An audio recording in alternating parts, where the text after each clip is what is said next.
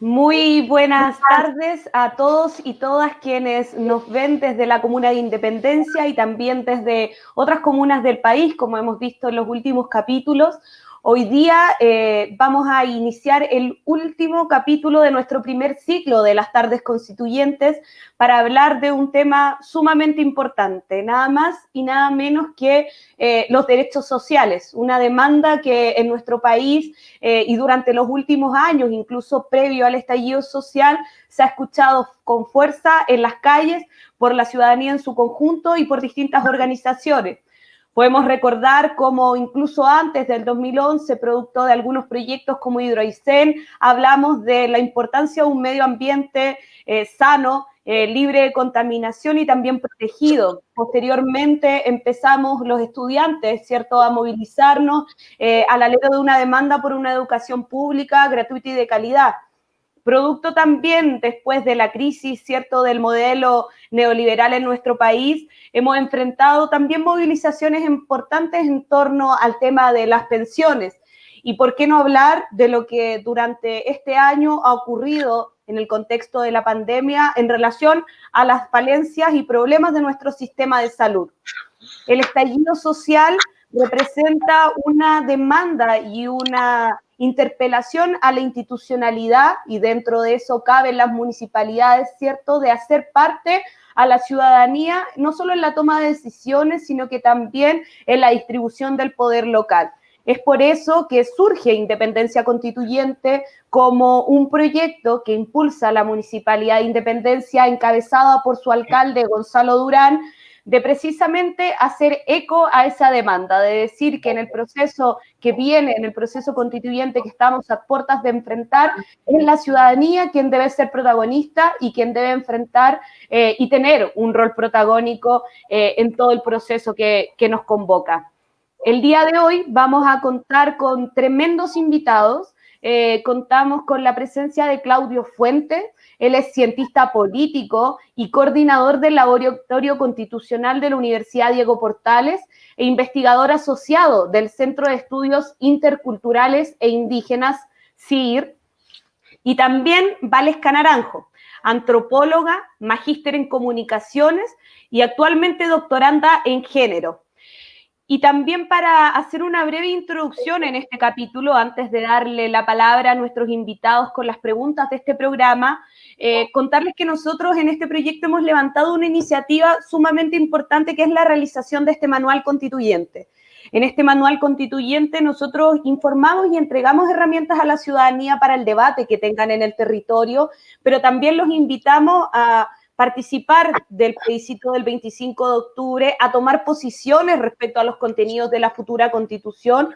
No es un manual que haga campaña por una opción del apruebo o el rechazo del órgano constituyente, sino que entrega herramientas para que la ciudadanía tome esa decisión y sobre todo participe. A propósito de este manual, que hemos ido como explicando y exponiendo en cada uno de nuestros capítulos, hoy día nos va a hacer una introducción el autor de este libro, que es Pedro Pablo Pincheira, abogado de la Universidad de Chile, para contarnos cómo en este manual están contenidos o se habla de los derechos sociales para el proceso constituyente. Así que para hacer una introducción dejo a Pedro Pablo. Hola, gracias Michelle. Me gustaría primero saludar a los invitados de hoy día. Hola Claudio, hola Valesca, ¿cómo están? Y como siempre también agradecer esta oportunidad, esta posibilidad que se ha levantado a través de Independencia Constituyente, agradecer a Pedro Pablo Fernández y a Alejandra Herrera que hacen posible todo esto. Y bueno, como decía Michelle, el proceso de redactar una constitución nos da... la posibilidad de discutir acerca de qué sociedad queremos construir, ¿no? Y una parte de esto consiste en pensar cuáles queremos que sean las condiciones de vida para las personas que forman parte de nuestra comunidad. Por esta razón, el acuerdo en el que nos organizamos debe contener cuáles son los derechos que consideramos que son fundamentales para todas las personas, para que todas las personas puedan desarrollarse plenamente. De acuerdo a esto, tenemos por un lado los derechos civiles y políticos, que buscan reconocer a las personas como individuos, con el mismo valor para nuestra comunidad, por lo que buscan asegurar además las garantías mínimas de igualdad, de libertad y participación para todas y todos. Aquí encontramos, por ejemplo, el derecho a voto, como forma de participación en las decisiones que tomamos como comunidad. Y por otro lado, tenemos también los derechos sociales, que buscan que todas las personas de la comunidad tengan la posibilidad de desarrollarse plenamente. Lo que por supuesto solo es posible a través de las condiciones adecuadas de educación, de salud, por ejemplo. De esta forma, las personas no solo se reconocen como individuos iguales, que es más o menos el objetivo que tienen los derechos civiles y políticos, verlos como individuos, sino que reconocen que las personas son sujetos de derechos. Y a través de la consagración de derechos sociales en la Constitución, el Estado se compromete a garantizar el acceso igualitario a estos derechos. Dicho de otra forma, los derechos sociales y políticos, los derechos civiles y políticos reafirman al individuo y lo reconocen como tal, y los derechos sociales nos reafirman como una colectividad. Y tienen este enfoque colectivo porque entienden que el pleno desarrollo de las sociedades solo es posible si todas las personas cuentan con iguales condiciones de acceso a la educación, a la salud, a la seguridad social y al trabajo de forma digna. Pero también a través de asegurar una efectiva protección del medio ambiente en el que habitamos. Es decir, de nuevo, hay una visión individual y hay una visión colectiva del nosotros. Hoy en día, la Constitución de 1980 no consagra los derechos sociales como tal, sino que garantiza, por ejemplo, libertades de elegir entre un sistema de salud público o privado, por ejemplo, y no un derecho al acceso libre e igualitario a la protección y promoción y recuperación de la salud. Algo similar sucede con el derecho a la seguridad social, o a las pensiones. Si nos parece razonable que todas las personas deben vivir una vejez digna, esto es algo que podemos dejar asentado en la Constitución. Los últimos años, como decía Michelle, hemos visto protestas en torno a la salud, a las pensiones y hace muchos, muchos años con el derecho a la educación. ¿Por qué? Porque la Constitución actual no fue pensada para garantizar derechos sociales, sino que, por el contrario, fue pensada para facilitar hacer negocios por ello. Pero por esto lo podemos cambiar. Y además, es nuestro mayor desafío como comunidad. No son las famosas cifras macroeconómicas. Los números pueden decir bastante poco del día a día de las personas. Las cifras macroeconómicas son útiles, pero para dar cada vez un mejor cumplimiento a los derechos sociales, para garantizar una vida digna a cada persona que pertenece a nuestra comunidad, que forma parte de nosotros. Y por esto es importante votar, participar y organizarse, porque nos permite vernos como un colectivo, una comunidad que activamente busca mejorarse a sí misma, y esta es la oportunidad que tenemos hoy día.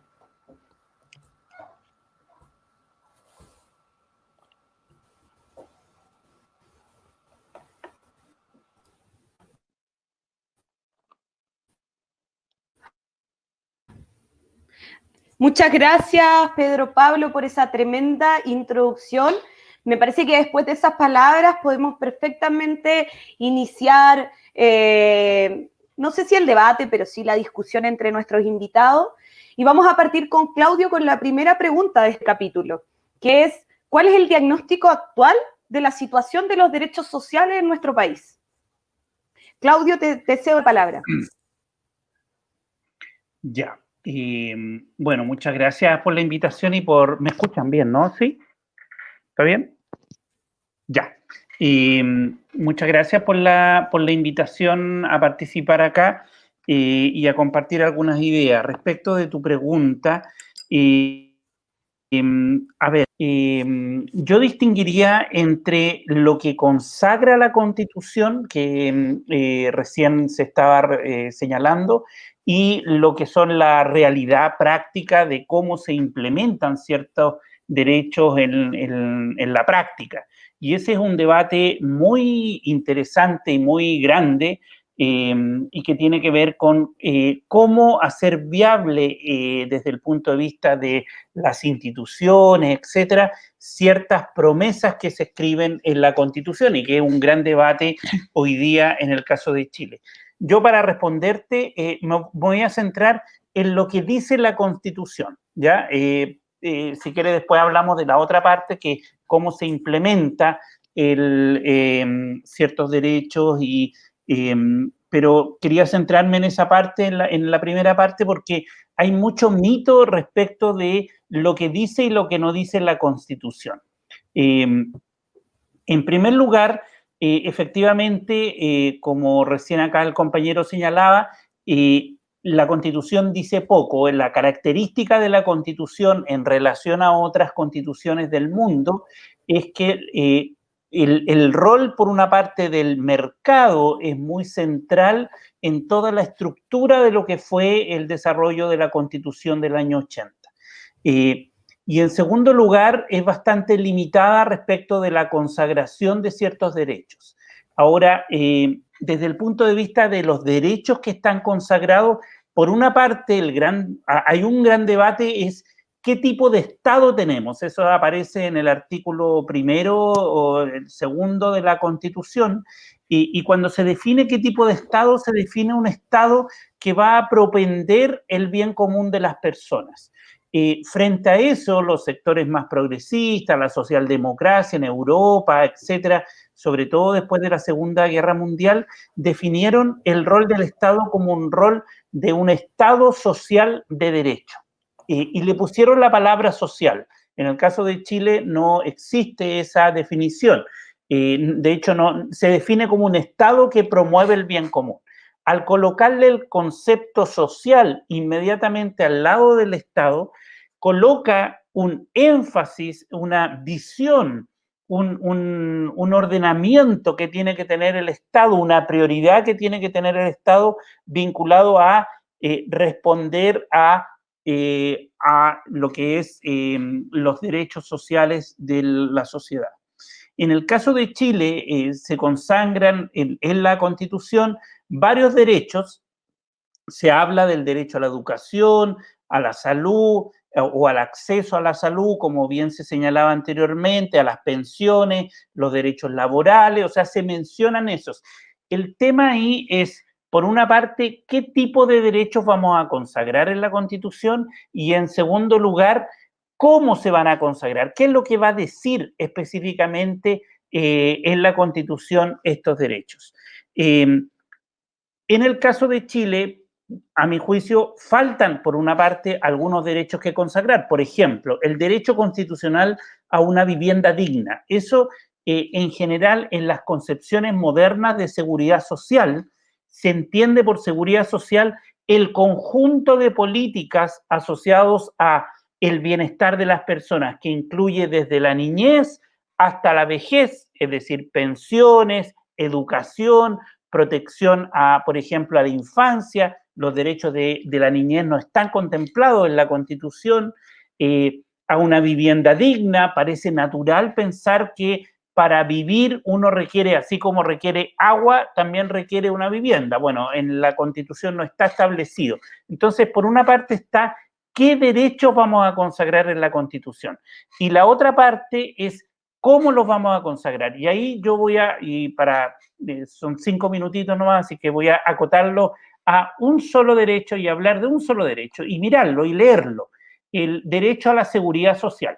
En el derecho a la seguridad social, que es el artículo 19, número 18 de la Constitución, ¿qué es lo que se dice? Se dice, las leyes que regulen el ejercicio de este derecho requieren quórum calificado. ¿Eso qué quiere decir? Que requiere una mayoría mayor, superior, para aprobar ciertas leyes en esta materia. Y después dice, la acción del Estado estará dirigida a garantizar el acceso de todos los habitantes al goce de prestaciones básicas uniformes. Fíjense bien, en la Constitución sí se establece la idea de garantizar el acceso a todos los habitantes a prestaciones básicas uniformes, ¿ya? Entonces, mi mamá ya falleció, pero hace 2 años tenía una pensión básica de 12.000 pesos. y no es broma, es así. Por lo tanto, es básica, uniforme, no se define en qué criterio se va a entender lo básico. Por ejemplo, que alcance para vivir. Hay muchas constituciones que asocian lo básico a una pensión mínima, por ejemplo. O, por ejemplo, lo asocian a que tenga que tener un índice para ir actualizando de acuerdo al costo de la vida. Eso se establece en las constituciones muchas veces. Bueno, nuestra constitución dice eso del Estado. Y ahí viene lo que también se señalaba anteriormente, y estas pensiones básicas uniformes, sea a través que se otorgue a través de las instituciones públicas o privadas. Y cuando se dice, siempre se dice, en la Constitución no se mencionan las AFP, eso es falso. En la Constitución sí aparecen expresadas las AFP a partir de lo que acabo de leer respecto de que esa garantía se cumple a través del sistema público o privado. Ahí dice, privado, ¿ya? Ahora, ¿qué es lo que dicen otras constituciones del mundo? Por ejemplo, le coloca un rol de, por ejemplo, fiscalización. Acá no se dice nada respecto de la fiscalización que el Estado puede tener respecto del mundo privado. No se dice nada respecto, por ejemplo, que es un tema que apareció con la educación, con otro derecho social, sobre el lucro. Por ejemplo, hay constituciones que establecen que no podrán lucrar las instituciones privadas que administran fondos de pensiones. O, por ejemplo, tampoco se dice nada respecto del modo en que se van a utilizar los recursos de las pensiones del sector privado. Hay constituciones que establecen también eso. Es decir, yo estoy poniendo temas de cómo, como una concepción constitucional, podemos concebir un derecho social. Y efectivamente acá, al leer esto, es muy mínimo en relación a los contenidos que debiese contener una protección a un derecho social. En este caso estamos hablando solamente de pensiones. De hecho, en la Constitución chilena, el acápite asociado a seguridad social habla solo de pensiones, cuando el concepto de seguridad social es mucho más amplio e incluye, como decía, vivienda, salud, protección de la niñez, etc. Lo dejo acá, hasta aquí con la pregunta asociada al tema de los derechos sociales en la Constitución. Muchas gracias, Claudio. Bueno, como tú decías, efectivamente en nuestro país no contamos con un sistema de seguridad social. Un sistema de seguridad social es mucho más íntegro que solamente el tema de pensiones. Entonces, también, en base a tu análisis, me gustaría hacerle la misma pregunta a Valesca, agregándole igual desde la perspectiva de género, ¿cierto? Sobre todo que son los temas que ella maneja y en los cuales se ha estado especializando en el último tiempo. ¿Qué considera ella hoy día y cuál es el diagnóstico que ella hace de cómo actualmente los derechos sociales están consagrados en nuestra Constitución y cómo los ve y cómo eso se materializa en la vida de los ciudadanos en el día a día?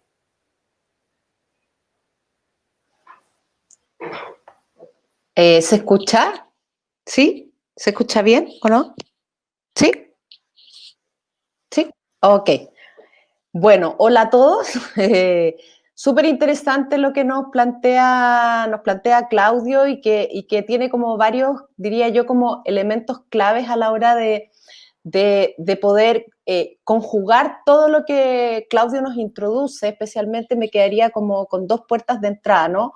Una es esta centralidad del mercado como regulador en la Constitución actual que tenemos, y a propósito entonces de que el mercado está al centro, las consecuencias que tiene aquello a propósito de consagrar el derecho a la libertad, entre comillas, a esa libertad de elegir sin considerar ni condiciones sociales, ni mínimos, ni garantías a propósito de cómo debe ser asegurar la vida de las personas. También el hecho de que el mercado esté al centro regulando la vida social implica que la consideración de nosotros, las personas, de los sujetos, también es una consideración que tiene una mirada del mercado y no una mirada, vamos a decir, social, como hacía la distinción también ahí Claudio respecto, incluso comparando con otras constituciones. Entonces, aquí ha dicho mucho el mundo de la economía feminista, del cual no soy para nada especialista, pero sí nos ha relevado en la idea de, y hay un ejemplo muy bonito que dice que cuando, por ejemplo, una empresa ofrece el servicio de planchado o el servicio de aseo, ese valor que cobra esa empresa por el servicio de planchado y de aseo es considerado en el PIB y en la economía, tiene un valor y es parte de esa transacción. Sin embargo, cuando una dueña de casa hace la misma labor, no aparece su valor en ningún lugar, ni como cifra, ni como valor, ni como transacción, y mucho menos es parte del PIB o de la productividad de un país o de una comunidad. Entonces, el poner entonces al mercado al centro también tiene una consecuencia de que la consideración de la vida de las personas es valorada en términos de cifras duras de manera distinta, y especialmente de las tareas entre hombres y mujeres, donde, por cierto, las mujeres aparecemos en una productividad, como dice el ejemplo, no valorada ni por el sistema, ni por el Estado, ni por la economía, y en términos culturales a veces tampoco en nuestra propia sociabilidad.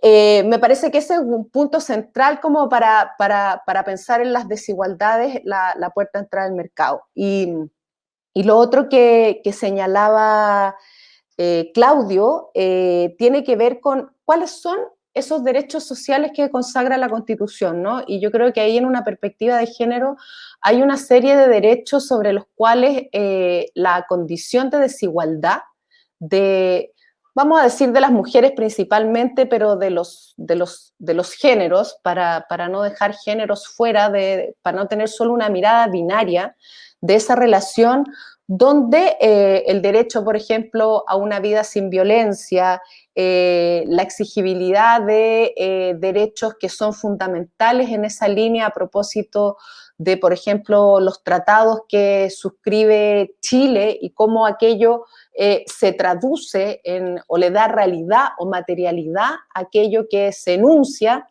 es algo que no solo no está consagrado en la Constitución, sino que yo ahí me imagino, Claudio, nos puedes introducir después mejor como cuál es la arquitectura que permite, aparte de nombrar y dejar en la Constitución, por ejemplo, instalado un derecho así como a la vivienda digna que dabas como ejemplo, un derecho a una vida libre de violencia, a propósito de las altas cifras de violencia a las que las mujeres estamos expuestas permanentemente. Pero también una Constitución que reconozca esa desigualdad estructural entre hombres y mujeres, que no solo se traduce en estos derechos específicos como a una vida sin violencia o a la protección de algunas mujeres más vulnerables como lo son las niñas. También, por ejemplo, cómo esto se traduce en la igualdad de acceso. Tú hablabas de la igualdad de acceso a los derechos. Bueno, la igualdad entre hombre y mujer a los derechos es distinta. Hay una desigualdad ahí que es estructural. Por ejemplo, en el derecho laboral, la desigualdad de salario que nosotros tenemos. ¿Cómo en la Constitución aseguramos que haya igualdad de acceso a propósito de igualdad de condiciones en el trabajo, en las labores de cuidado, respecto de las situaciones de violencia, etcétera? Entonces, hay derechos que no aparecen en la Constitución y que están asociados a la especificidad de la situación de desigualdad de las mujeres, pero también hay derechos como el derecho laboral o la situación en el trabajo que no reconoce aquella desigualdad. Entonces, no hablamos de una especificidad de un derecho para las mujeres, sino que hablamos de una mirada o una perspectiva que en esos derechos que son universales y que debieran darnos igualdad de acceso, al mismo tiempo, ¿cómo hacemos que reconozca esa desigualdad de acceso real y material que se vive entre los géneros? Y ahí yo creo que tenemos un desafío, y más bien lo dejo como casi como pregunta, ¿no? Como en esa arquitectura, ¿cómo se consagra aquello? ¿O eso es materia de leyes que se desprenden, digamos, de esta consagración de derecho? Entonces quizás ahí habría que decir el derecho a la igualdad entre géneros, el derecho a la igualdad entre hombres y mujeres y otros géneros, porque aquello tiene efectivamente consecuencias en todas las esferas de la vida humana, y tenemos desigualdades que son más violentas que otras, pero son desigualdades en las que creemos que en este momento, además, a propósito, quizás está relacionado con algún tema que venga más adelante, pero a propósito de que aquí ha habido un empuje del proceso político desde los movimientos sociales y desde la ciudadanía, y ahí yo le otorgo un rol muy importante a lo que ha sido el movimiento feminista en las calles en los últimos años, donde creo que va a ser imprescindible tener una mirada de una nueva constitución que también sea feminista. Y creo que ese es un desafío que tenemos los ciudadanos, las fuerzas políticas, la convención, por supuesto, a propósito de esta comprensión, porque creo que hay una tendencia a dejar como en la lista de supermercado entre los derechos y los derechos de las mujeres, o derechos de mujeres y disidencias sexuales, o derechos sexuales y reproductivos, como si esos fueran los temas de mujeres. Y yo creo que aquí lo que hace falta es una mirada mucho más estructural de cómo la desigualdad de género aparece en todos los derechos sociales. Me quedo por ahí, no sé si me pasé del tiempo o me sobró tiempo. No, estamos súper bien y nos queda todavía harto tiempo para conversar.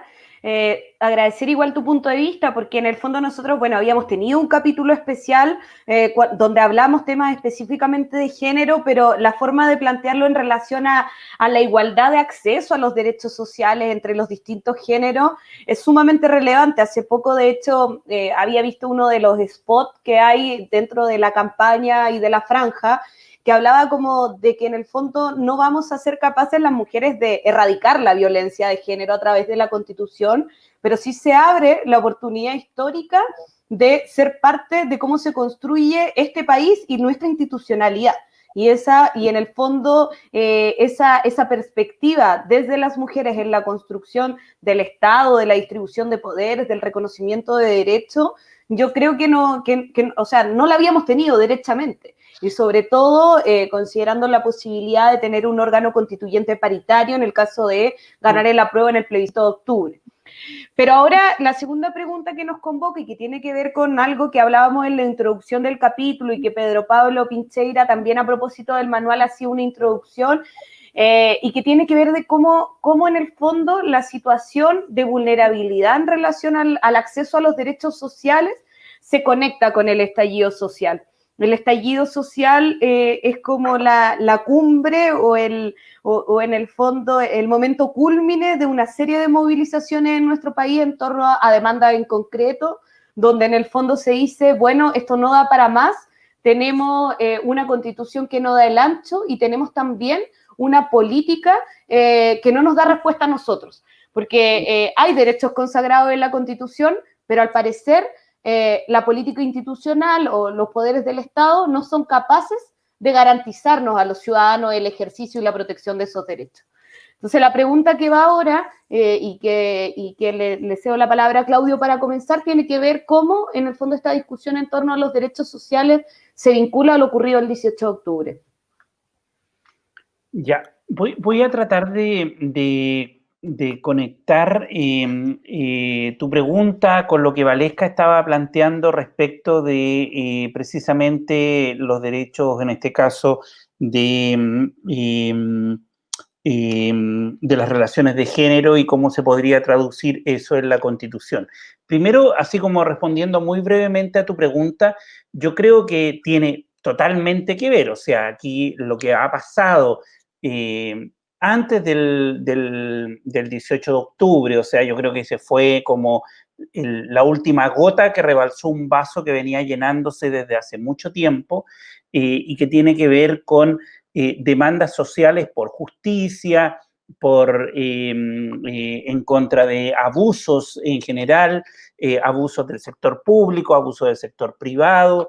Yo sumaría a la Iglesia Católica, que también generó una crisis muy relevante, y por lo tanto hay un proceso, una dinámica social que va colocando muchos temas, y fíjate tú en la última década cuáles han sido las protestas: educación, medio ambiente, las demandas regionales, pueblos indígenas, mujeres, o sea, todo ha estado vinculado a este tema que estamos colocando acá, pensiones, no más AFP, el movimiento no más AFP, derechos laborales. O sea, claramente la agenda social es parte de una estructura en donde se van visibilizando ciertas injusticias y por eso, y de ahí viene al final el estallido social. Yo creo que efectivamente tiene mucho que ver con esto. Ahora, ¿cómo esto se conecta con el debate constitucional? Y quiero contestar lo que Valesca planteaba, que yo lo encuentro muy interesante, porque una de las grandes lemas que hay circulando es que la Constitución no resuelve todos los problemas de la gente. No sé si ustedes han escuchado eso, y que casi nos estamos convenciendo, así todos, incluso los más progresistas, que la Constitución, no, el salario mínimo lo ve una ley, esto lo ve una ley, y que la Constitución, entonces uno dice, bueno, ¿y para qué vamos a estar discutiendo la Constitución? Yo creo que sí tiene mucho que ver, y a ver si las puedo convencer y que compartamos esto respecto de cómo pensar lo que Valesca me preguntaba respecto de la arquitectura. Cuando uno, por ejemplo, plantea el tema de la paridad, ¿ya?, como un principio solo para la convención, uno perfectamente podría hacer de ese principio un principio constitucional y que no esté solamente la paridad en una excepción, como es la convención constitucional, sino que sea parte de una estructura de toma de decisiones y por lo tanto ese principio lo incorporas dentro del lenguaje constitucional como un prerequisito para ciertas instituciones.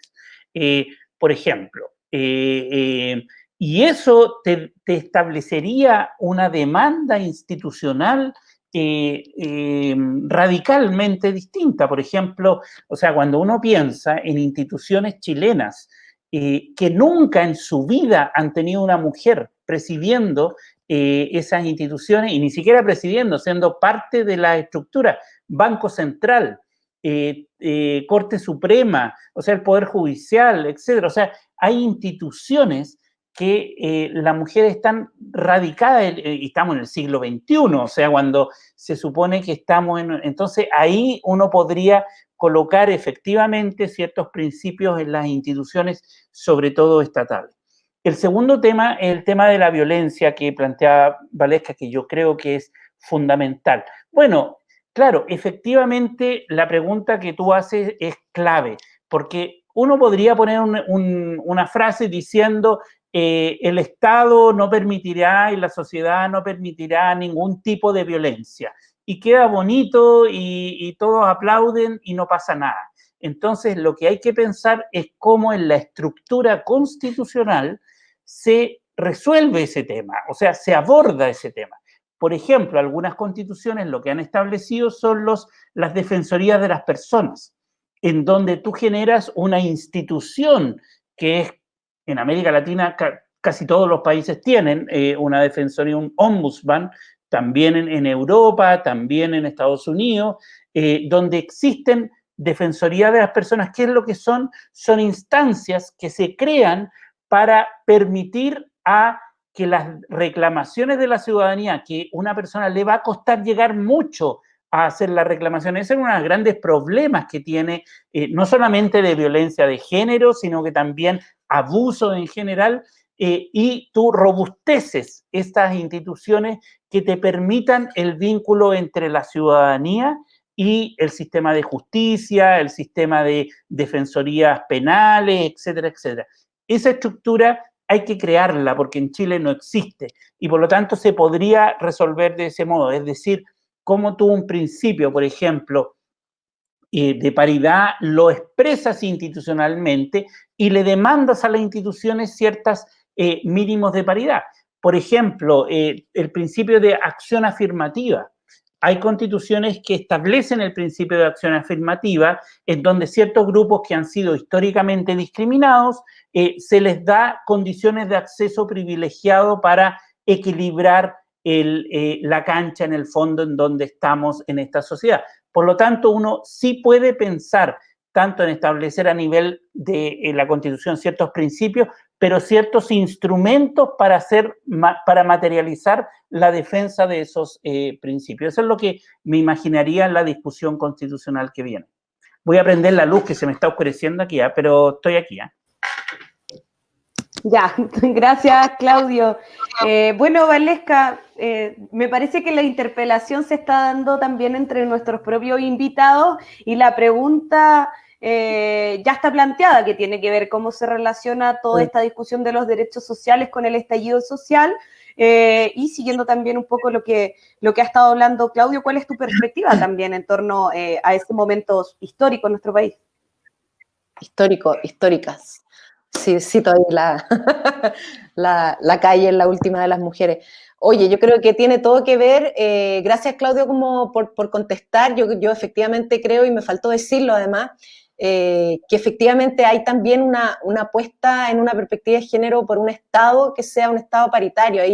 Hay constitucionalistas feministas que hablan que en verdad el Estado nunca ha sido concebido lejos de ser paritario, pero nunca de su construcción participaron las mujeres y en general históricamente las constituciones en el mundo tampoco, excepto algunas últimas excepciones, ha tenido una construcción con las mujeres participando, mucho menos de manera paritaria, y por eso también se ha destacado que la oportunidad que tenemos en esta convención constitucional de que sea paritaria, o sea, si es que gana la convención constitucional como segundo voto, y por eso es tan importante ese segundo voto, tenemos la posibilidad de tener una construcción de constitución paritaria. Y por cierto, que es interesantísimo poder hacer un Estado donde exista paridad, por ejemplo, se mandate que en todos los órganos del Estado sea paritario, y eso es ya muy revolucionario desde el punto de vista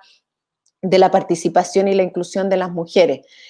Yendo como a la pregunta del estallido y cómo se relaciona el estallido con todo esto, yo creo que efectivamente tiene todo que ver, digamos, no solo todo que ver, creo que uno podría observar un itinerario de descontentos, como lo anunció muy bien Claudia a propósito y como lo mencionaste tú, Michelle, al inicio en la introducción, si uno hiciera como un recorrido de los movimientos sociales, efectivamente el primer gran movimiento de alta masividad es contra Hidroaicén y es con el medio ambiente al centro, y de ahí en adelante uno pudiera hacer como una cronología de situaciones que cada vez se van volviendo además menos de nicho y más masivas, o de una adherencia masiva, alguien diría como líquida porque funciona con fuerza en un minuto y luego se diluye.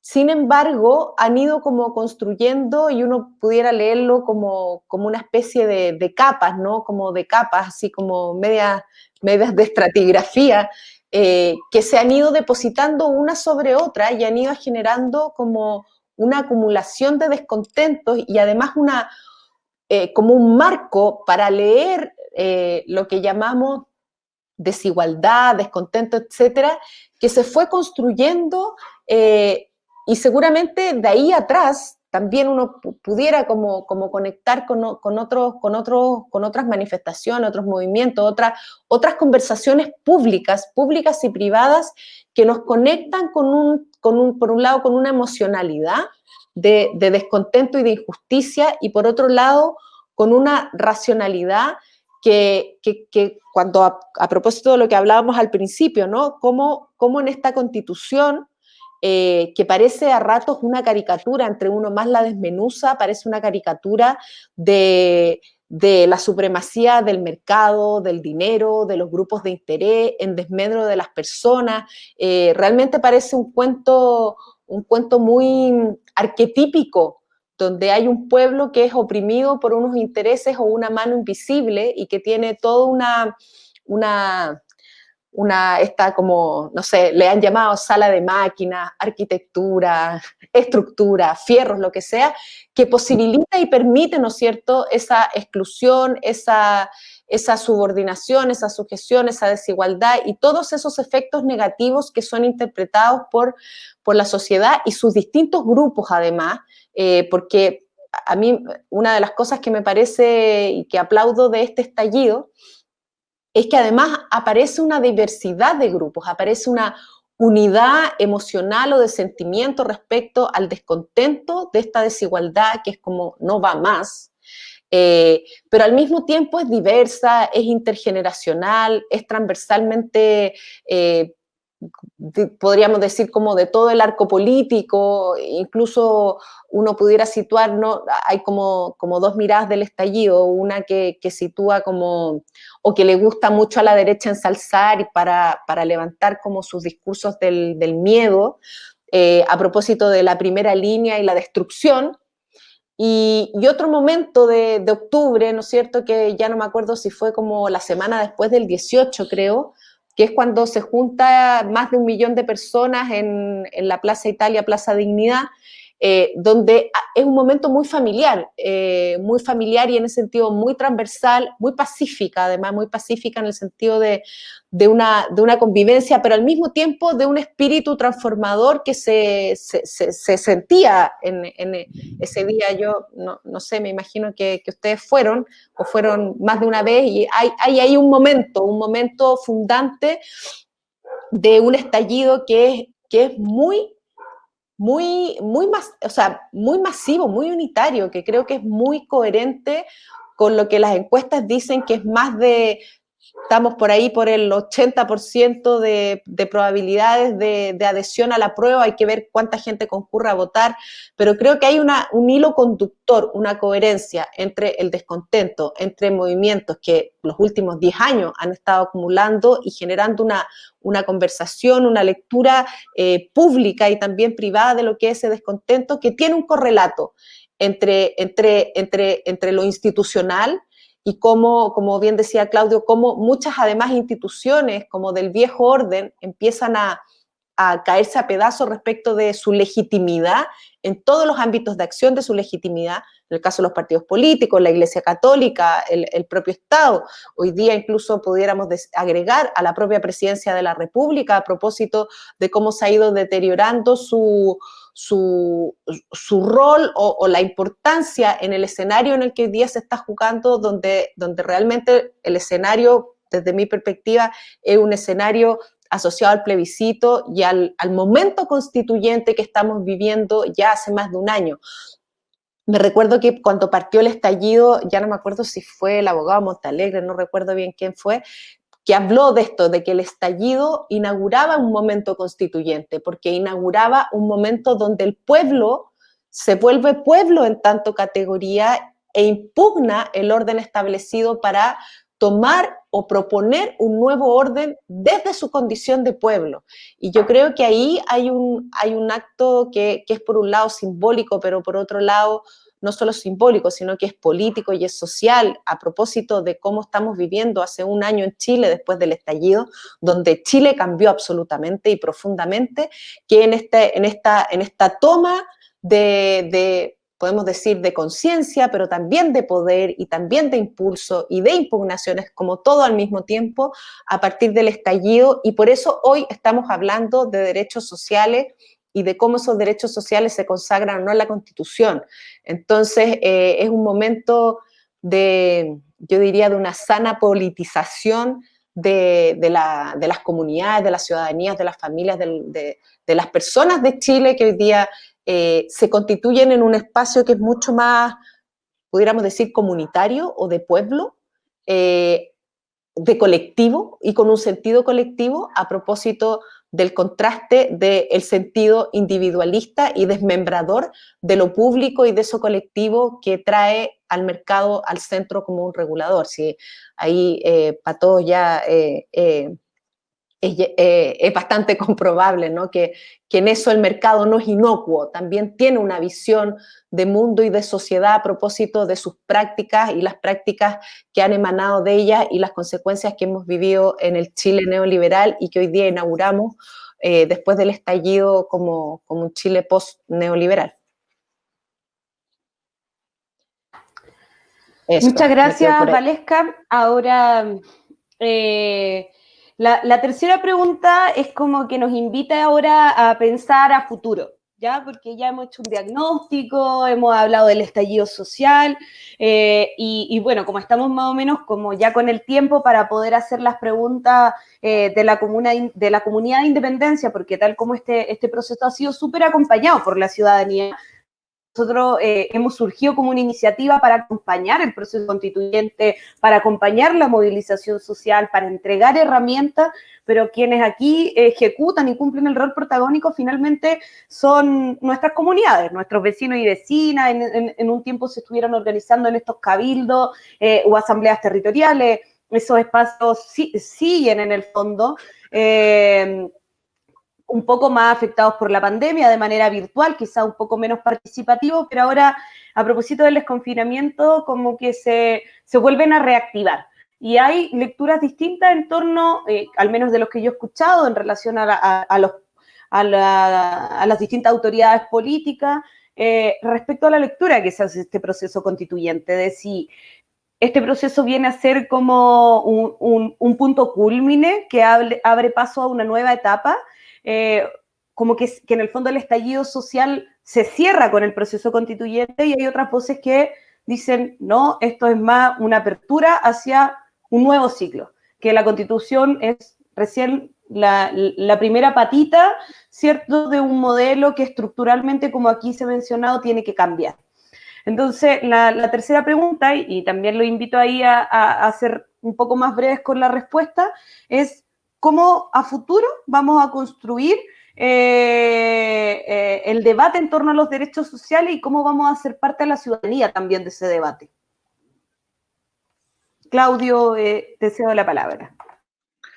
Sí, a ver, mira, respecto de eso, yo creo que hay un riesgo en este proceso, lo voy a poner de este modo. A mi juicio hay un riesgo que tiene que ver con lo siguiente. Como estamos en una sociedad, bueno, yo comparto bastante el diagnóstico que hace Valesca respecto del momento que vivimos. Ahora, como estamos en un contexto de bastante fragmentación, con partidos que antes eran los representantes o los intermediarios entre las demandas sociales y el Estado. Antes yo hablo de antes del 73, y como eso se ha ido perdiendo, el problema es quién representa a los muchos, a la ciudadanía en su conjunto. La fragmentación en pequeños grupos, en pequeñas tribus, como diría una antropóloga, no sé, en pequeñas tribus, te pueden llevar a que la acción colectiva no llegue a materializar lo que queremos. Ese yo creo que es un riesgo que se puede correr. Es decir, que producto de la fragmentación no se logre, porque al final acá vamos a tener un proceso constituyente donde tú tienes la elección de una convención. Esa elección está mediada en parte por los partidos políticos y algunos independientes que puedan entrar, pero son representantes, o sea, y el problema, como tenemos este quiebre, esta brecha de representación entre los representantes y los representados, el punto va a ser cómo se va a poder materializar la organización y la demanda social desde abajo hacia arriba. Ese es como a mi juicio, el riesgo de que nuevamente se frustre, que nuevamente veamos y sintamos que esto fue de nuevo un arreglo entre políticos y que no fue la expresión de la ciudadanía. Yo creo que lo que ha venido pasando desde el punto de vista de la ciudadanía es que, por ejemplo, con los cabildos autoconvocados de Bachelet, por ejemplo, que generaron dinámicas de autoconvocatoria, etcétera, yo creo que fueron positivos, negativos en su resultado, porque nos juntamos, hablamos, soñamos un país, etcétera, y después no recibiste ni un mail así de gracia, nada. Como que entra una fase política y nunca hay un retorno, una retroalimentación, un sentirse parte de un proceso. Yo creo que si este proceso constituyente no se constituye en una apropiación ciudadana, en donde la ciudadanía, nosotros nos sintamos parte de un proceso con distintos niveles de participación. O sea, yo me imagino una convención donde hay asambleas deliberativas, donde se recolectan propuestas, donde los territorios logran articular propuestas y la hacen llegar y le demandan a su representante, venga para acá al territorio y reúnase y rinda cuenta de lo que está debatiendo en la asamblea, etcétera. Esa lógica, si no logramos establecerla, yo creo que sería un fracaso, y por lo tanto mi preocupación sería cómo lograr una dinámica de participación efectiva que te permita instrumentos y metodologías para que tú puedas sentir que efectivamente este proceso no es un arreglo de algunos pocos, de nuevo, una cocina chica, sino que una cocina grande, porque como Pedro Cayuqueo decía por ahí, la cocina es muy importante para los mapuches, es el centro donde se habla, se conversa, etcétera, y el punto es que si eres invitado a comer en esa cocina, y yo creo que el gran desafío es sentirse invitado, sentirse que está siendo parte de eso. Y hay instrumentos para eso. El proceso islandés, por ejemplo, en Islandia se hizo un maravilloso proceso de participación online, dinámicas en Colombia, por ejemplo, en el 91 se hicieron cabildos en cada uno de los municipios, se recolectó la información y después se procesó y se comparó con la Constitución. O sea, hubo dinámicas pensadas para incorporar a la ciudadanía. Yo creo que eso es clave, más allá de las candidaturas, de todo lo que se está debatiendo en este minuto de los independientes que entren, que haya escaños reservados. O sea, yo creo que eso es súper importante, que sea una convención espejo de la sociedad, pero también esta otra dinámica que va a ser un año de acompañar ese proceso. Eso diría. Bueno, muchas gracias, Claudio. Valesca, la pregunta va hacia lo mismo. Me gustaría igual enfocarlo un poco más en que finalmente una de varias críticas que hubo, de hecho, al acuerdo del 15 de noviembre y que tenía que ver precisamente con que esta propuesta de un futuro proceso constituyente no consideraba efectivamente una asamblea constituyente porque no habían mecanismos de mandatar desde los territorios a quienes fueran electos y representantes en el órgano nacional y que escucharan las voces como más locales y territoriales, que nos iban a realizar quizás asambleas o convenciones constituyentes locales, y de hecho en la consulta ciudadana que realizamos también en la Comuna de Independencia se preguntó, y de hecho fue un contenido que subimos hoy día a nuestras redes, si las discusiones de los cabildos autoconvocados deberían considerarse en el proceso constituyente, y un 97% de la comuna dijo que sí, que esas voces tenían que ser escuchadas, que tienen que ser parte del proceso. Mi pregunta es, ¿qué opinión tienes tú respecto a eso? Y si hay agua en la piscina, efectivamente, dentro de la política para que eso ocurra. Sí, gracias Michelle por esa pregunta, y me parece que es una súper oportunidad que tiene hoy día las fuerzas políticas para tomar un liderazgo a propósito de generar una propuesta en esta línea.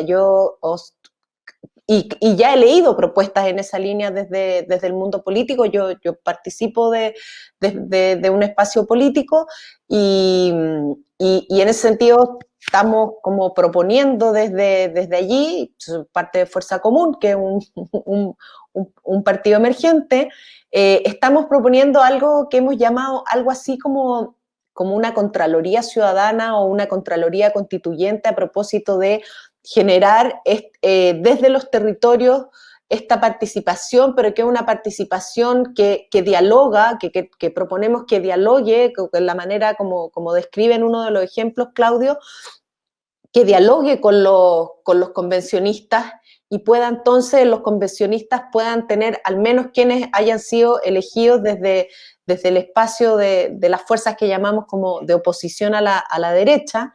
Creemos que se deben al movimiento social, y en ese sentido deben generar hay que crearla, ¿no? Pero serán asambleas, cabildos territoriales, instancias territoriales que permitan el diálogo, que recoge comillas, el sentir o las propuestas que ya han sido elaboradas, como mencionabas tú, Michelle, que ha pasado en las asambleas, no solo de independencia, asambleas en todo el territorio nacional. Recordemos que con el estallido también hubo cabildo espontáneo, etcétera, que venían del proceso anterior, que también tuvo cierta espontaneidad en el último gobierno de la presidenta Bachelet, que, como dice Claudio, fue muy frustrante su final. Fue como...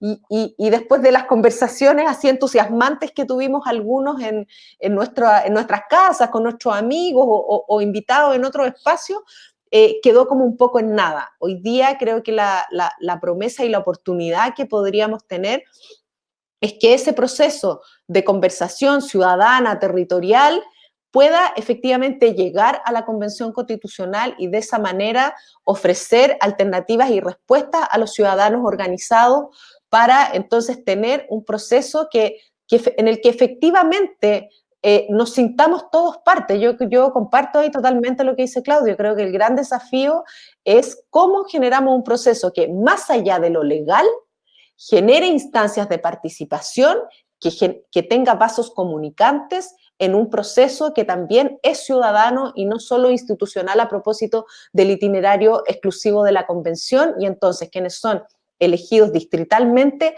puedan a su vez sus fuerzas políticas o sus bases electoras, digamos, como convencionistas, puedan entonces ser veedores y acompañantes del proceso de esos convencionistas y así entonces llevar esas apreciaciones ciudadanas al proceso. Eso, yo creo que por ahí va. Muchas gracias, Vale. Bueno, este es un temazo. Yo creo que después del 25 de octubre, dependiendo del resultado, vamos a tener que seguir discutiéndolo. Vamos a enfrentarnos también a la realidad de tener que ser quizá un poco más creativos, porque la pandemia probablemente nos siga acompañando durante un largo tiempo. Entonces vamos a tener que ahí igual pensar y repensar y reformular algunas formas de participación y cómo se va a dar la movilización social que va a acompañar este proceso. Yo no creo y espero también que una vez que sea electo el órgano constituyente, nadie se vaya para la casa y todos sigamos siendo parte de este proceso. Ahora vamos a ir a 2 preguntas, una para cada uno, y con esto ya vamos a estar finalizando el programa. La idea es que ustedes las puedan responder en 1 minuto y medio, máximo 2 minutos. Son preguntas de vecinos y vecinas de la comuna y que han formulado especialmente para cada uno de ustedes. Vamos con la primera, que es para Claudio.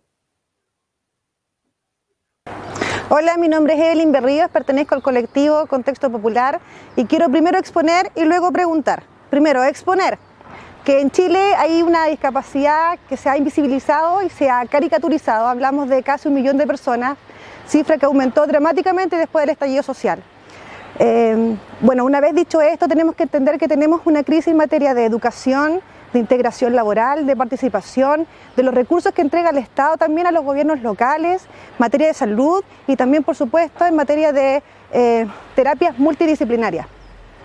Bueno, el tema es que aparte de todo esto, que ya es trágico, tenemos una situación donde las mujeres, que son cuidadoras de personas con discapacidad por su rol histórico asignado, también están invisibilizadas y están ausentes de todo derecho, donde el Estado ha desatendido sus obligaciones y los convenios internacionales también a los que alguna vez adhirió. La pregunta entonces es la Constitución actual el problema porque el Estado no se hace cargo? Es decir, ¿debemos cambiar la Constitución para que esto se solucione? Muchas gracias. Bueno, una larga pregunta, Claudio. Una vecina muy informada también, porque hizo una excelente introducción, así que te dejo la respuesta. No, súper buena y pertinente la pregunta. Y de hecho, ahí hay otro gran tema que lamentablemente ha sido marginado, tengo que decirlo, en el debate sobre el proceso constituyente.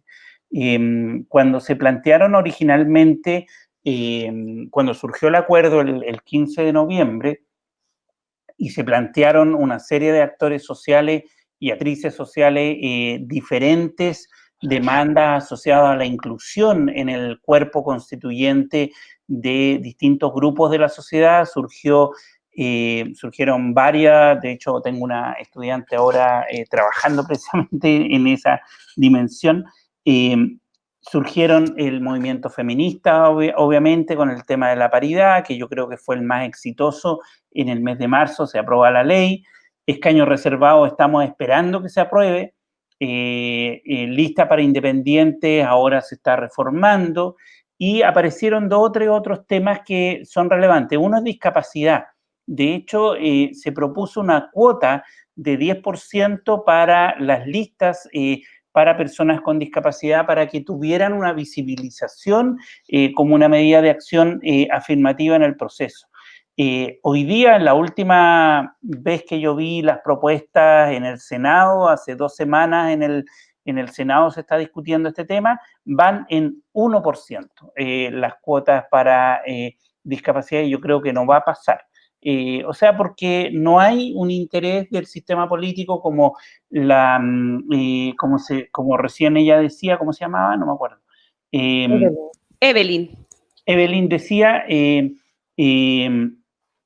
efectivamente, yo creo que es un tema en donde se desprecia pese a la relevancia que adquiere.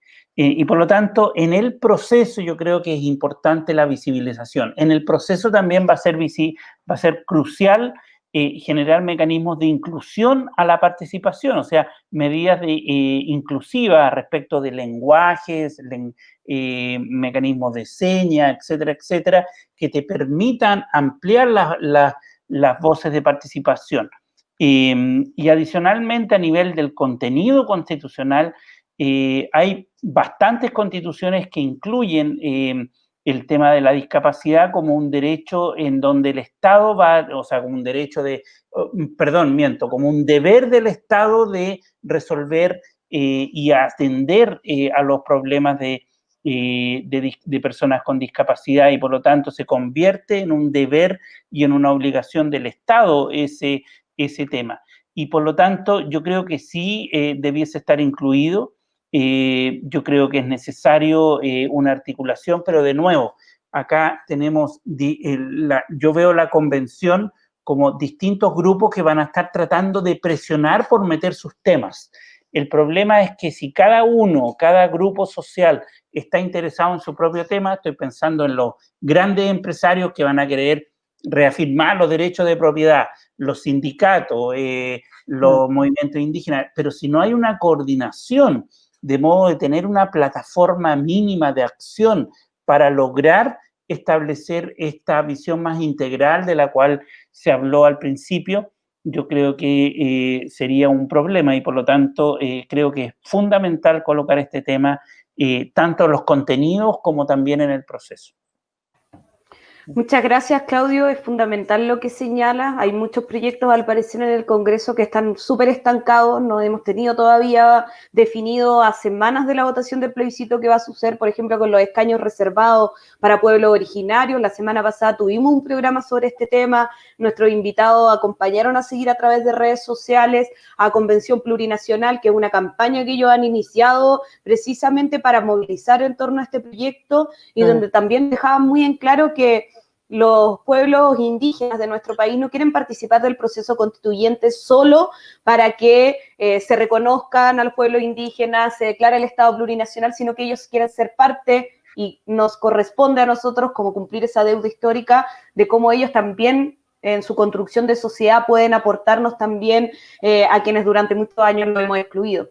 Así que un temazo también a seguir discutiendo. Y ahora vamos con una pregunta también de alguien de nuestra comuna para Valesca. Hola, buenas tardes. Mi nombre es Gloria Diabuno Valle. Yo vivo en la población Bestec de Independencia. Mi consulta es la siguiente para los panelistas que están ahí. Quiero saber qué es lo que debe cambiar en la política institucional con respecto a la discriminación de género. Ay, Perfecto. tantas cosas. Dale, vale, tú puedes. Un listado de supermercados, ¿no es cierto? Yo creo que, a ver, churra, no sé ni por dónde empezar, pero creo que lo primero es un reconocimiento. Hoy creo que, para decir como en lo que estamos hoy día, yo creo que ha sido súper importante y la verdad es que yo crecí en dictadura y creo que de los momentos más emocionantes de movimiento de calle en los que yo he estado, creo que han sido las movilizaciones y en especial la última marcha feminista. Yo soy poco de emocionarme y sin embargo creo que han sido momentos muy emocionantes para las mujeres, el momento feminista que hemos vivido los últimos 3 años. Creo que, y esto es bien interesante del feminismo, que articula de alguna manera temas que son muy estructurales y muy societales, podríamos decir, pero al mismo tiempo muy personales. Y creo que esa gracia de la mirada feminista, y por eso en general las feministas cuando escriben no pueden dejar de escribir o citar sus historias personales o sus experiencias personales. Y eso es bien interesante, digamos, de la construcción y el aporte feminista. Entonces, lo que yo diría del momento y de nuestra política, y por eso también, y me incluyo, digamos, de nosotros quienes estamos en política, creo que un desafío muy importante primero es así como los políticos hablan de hacer pedagogía con los ciudadanos no politizados, las mujeres, y especialmente las mujeres feministas, tenemos que hacer mucha pedagogía en nuestros espacios políticos para el reconocimiento de aquello que antes era incluso hasta despectivamente llamado como cosas de mujeres o temas de mujeres. Entonces yo creo que ahí un primer desafío es el reconocimiento de nuestra problemática, que es una problemática estructural, es una problemática que además no es de las mujeres. Yo creo que un primer gran avance es el reconocimiento de que el feminismo devela un problema que es de la sociedad en su conjunto. Y que cuando hablamos de estos derechos como casi como, incluso uno dice, todos los grupos, los indígenas, la discapacidad, las mujeres, como si fuéramos un grupo de las minorías. Y desde una perspectiva de hegemonía, sí, pues parece que fuéramos un grupo de minoría, pero no somos un grupo de minoría, somos un grupo de minoría en tanto la mirada de poder y la mirada hegemónica, pero somos la mitad de la población, somos la otra mitad.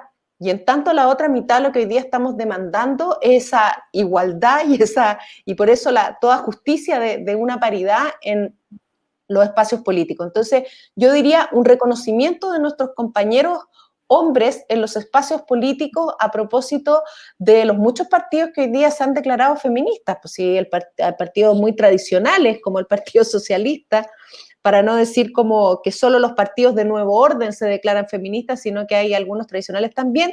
Bueno, eso supone un montón de cambios y creo que ahí tenemos una gran, o sea, es mucha la responsabilidad de nosotras de poder empujar esos cambios. Tenemos que exigir participación paritaria, tenemos que exigir que la convención constitucional sea paritaria. Yo creo que ahí hay como unos cambios de fierro, unos cambios en la arquitectura que ayudarían mucho y empujarían mucho un proceso para que avance de verdad, avancemos como país hacia la igualdad. Y otras cosas ya son las más específicas que hemos hablado y ya hemos mencionado en la conversación, a propósito de que no sé cuánto tiempo me queda para hablar, pero otras cosas van a ser ya lo que podamos hacer en materia y en orden de políticas públicas, en orden de propuestas a una arquitectura del Estado que también sea paritaria e impulse la igualdad y entonces este sea un mandato que nos demos como pueblo y como país para la igualdad.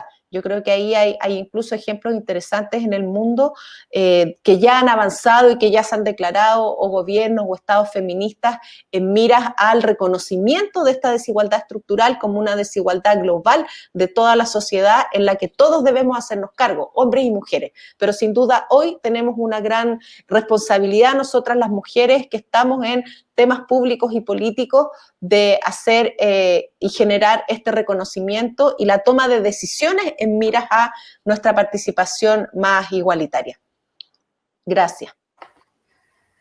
Muchas gracias, Valesca. Yo creo que siempre después de todos los capítulos que hemos hecho en Independencia Constituyente en estas tardes, nos hemos quedado con muchas tareas para la casa, a veces más que con claridad nos vamos con más preguntas, pero esa es la idea. que precisamente en la cotidianidad de nuestras vidas, en el barrio, en nuestros vecinos y vecinas dentro de sus casas, se estén discutiendo estos temas, de que nos estemos planteando por qué es relevante el proceso constituyente y cuántos temas infinitos hay que seguir discutiendo porque van a estar contenidos en esa nueva constitución, en esa nueva apertura a un ciclo político. Agradecerles a ustedes por haber aceptado la invitación a participar.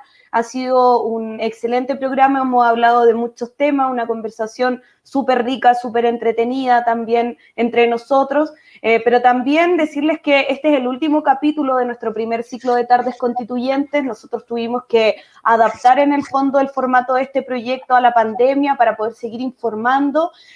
Ahora estamos en etapa de pleno desconfinamiento en la comuna y nuestra idea es volver a volcarnos más al territorio con las medidas y precauciones sanitarias que se requieran, pero volver a reconstruir un poco ese vínculo con la comunidad organizada y no organizada de la Comuna de Independencia.